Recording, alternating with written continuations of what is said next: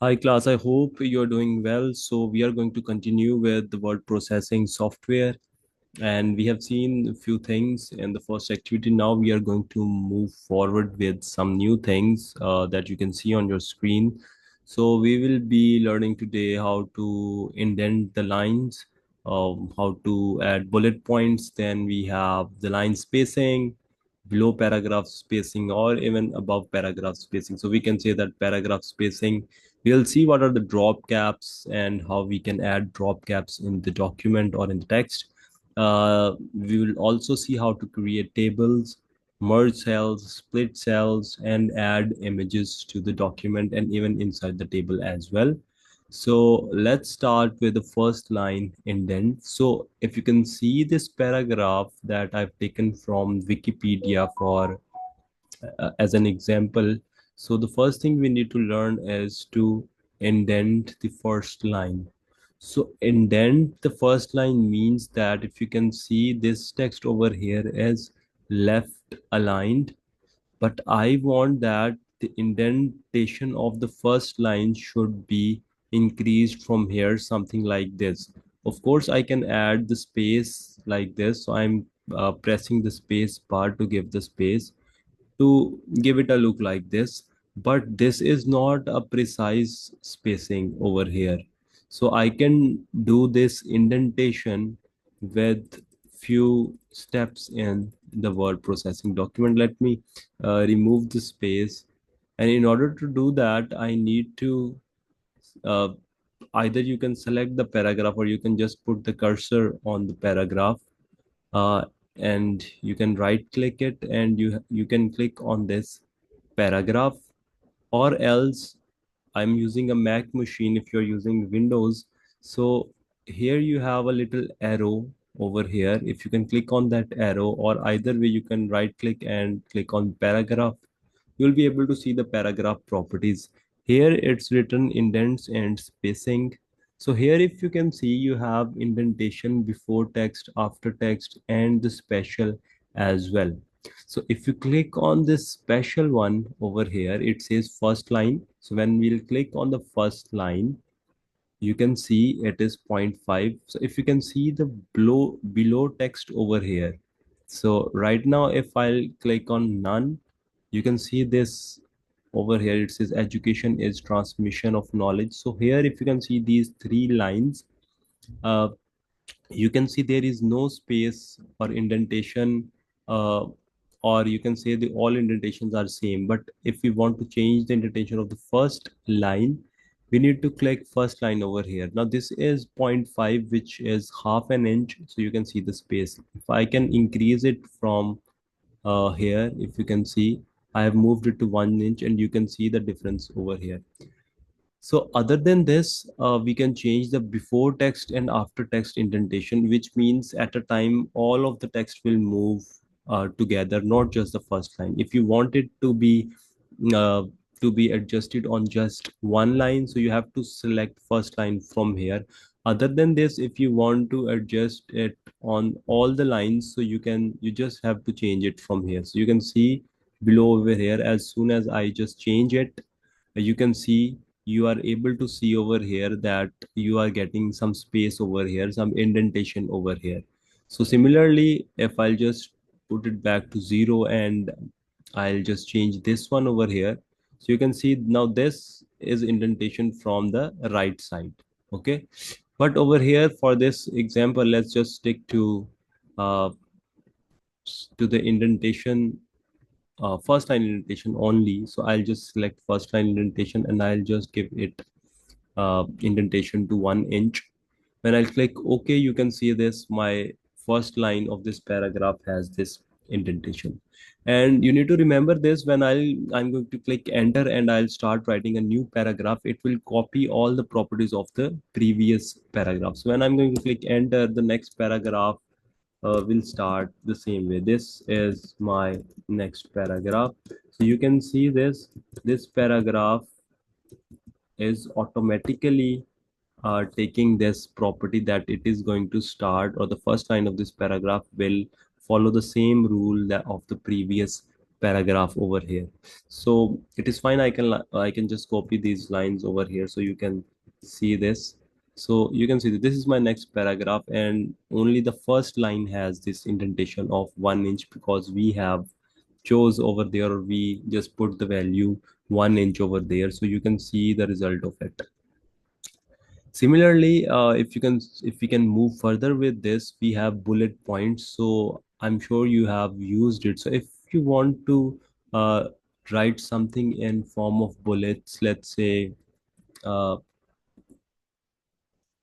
let's say I'll write something.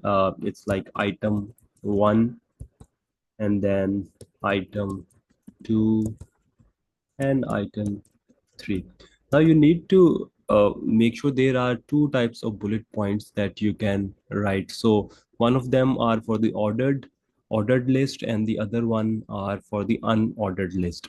So ordered list have some order. It means like one, two, three. Either you can choose A, B, C, D. So bullet points that are unordered list, basically it does not require any order.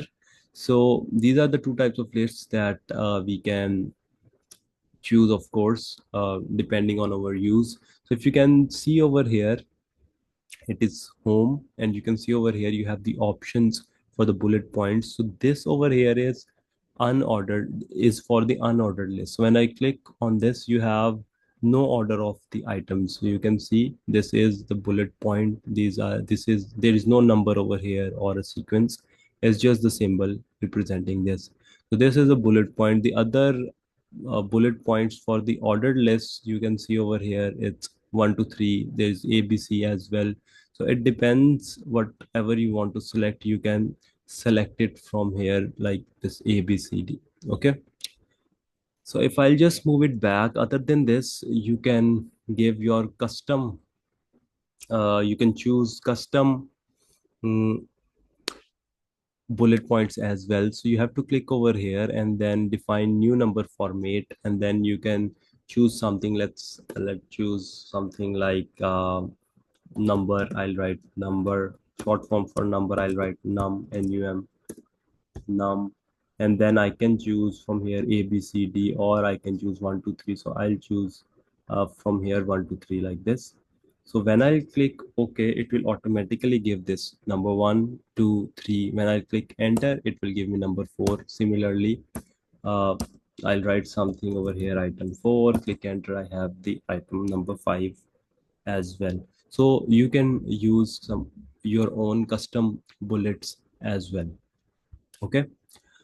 After this, if you can see over here, we have line spacing.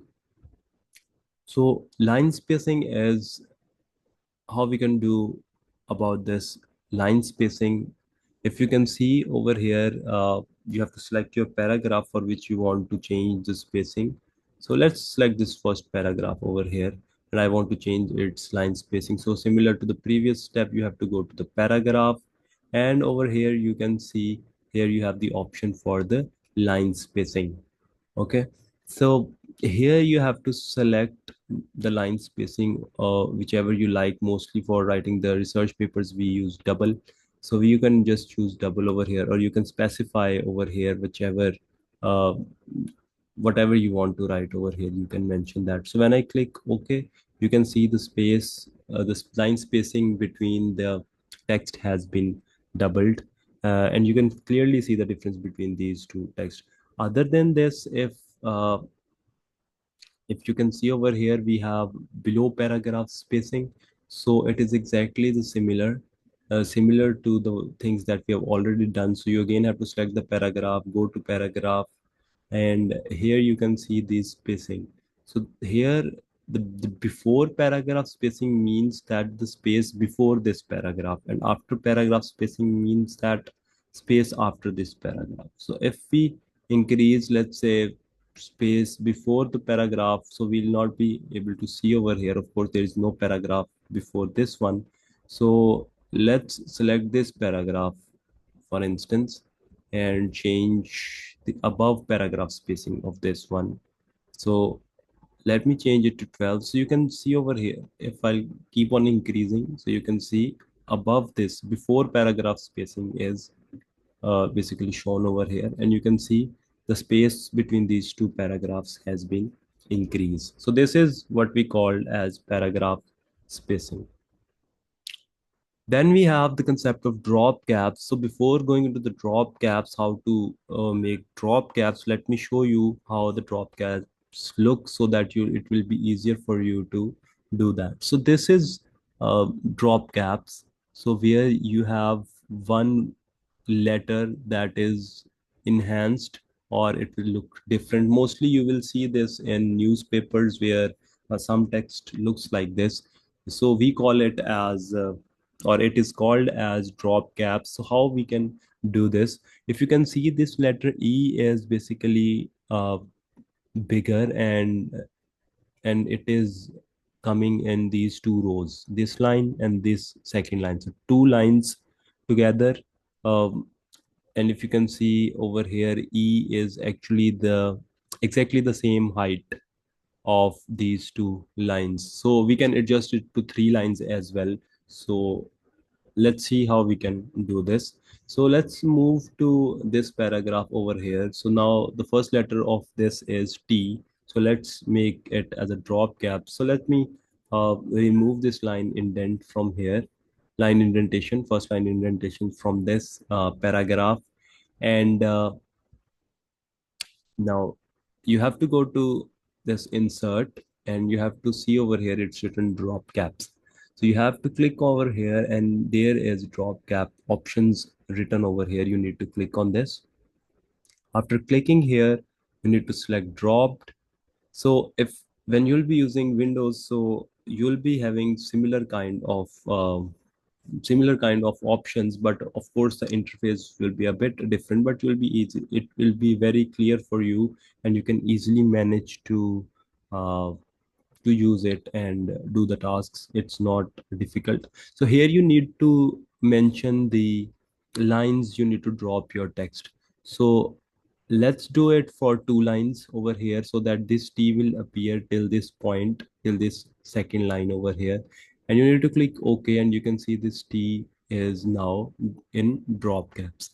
Other than this, it is also possible that we can drop cap a complete word or letter instead of just one alphabet. So how we can do this? Let me press Command Z or Control Z to undo the thing. And now you can see, if I want to make this whole word this as a drop cap, so I need to select the word and do the same process. Click over here, I need to click drop over here, need to select the lines I need to drop, click OK, and now you can see this whole text, this whole word, I mean this is now in drop caps. Okay, so after this we have uh, tables. So how we can create tables in the document, in the Word document? So you need to come to this tab, insert. Here you can see the option of table. So you can insert table over here like this. You can just select it, or you can click on insert table, where you can define the number of columns and number of rows. You can increase or decrease the number of rows and the columns over here. Let's say we have 5 columns or and 2 rows, let's say 3 rows and 5 columns, and I'll click OK on this. You can see over here we have 5 columns. So columns are vertical like this. Okay, so we have 5 columns, and rows are horizontal like these. Rows, we have 3 rows over here. Okay, so in the table, if you can see, we can merge cells. Merge cells means that I want to make these 2 columns to be one column. So for that, I need to select the columns that I want, or select the columns I want to merge. So I'll just select the columns, and you can see over here, when I right click after selecting it, it says merge cells. So when I click on the merge cell, you can see these two cells are merged. Other than this, if I want to split a single column or a row uh, in more than one columns or row, I can do that with split cells. So you have to click split, and you need to mention I want to split it in 2 columns, let's say, and it just remains. Let me see. It just says one row. I just need one row, and two columns inside this. So this row is one, but you can see it's one row, but I have two columns right now over here. Okay. So now if you can see, I have shown you how to merge two columns. Of course, we can merge two rows as well with the similar process, even more than two as well. So let's merge these three rows. So let me select it again. When I click, right click over here, and then you have merge cells. So when I click on merge cell, you can see this three rows merge into just one. So this is the concept of merge cell and split cells in a table. Of course, you can increase or decrease the rows and column by right clicking and clicking on insert. So column to the left will give you a new column, and then you can add rows above or below as well. Also, now the last thing that we are going to cover is adding images. So in order to add an image in a document or in a table, so you just need to put your cursor somewhere.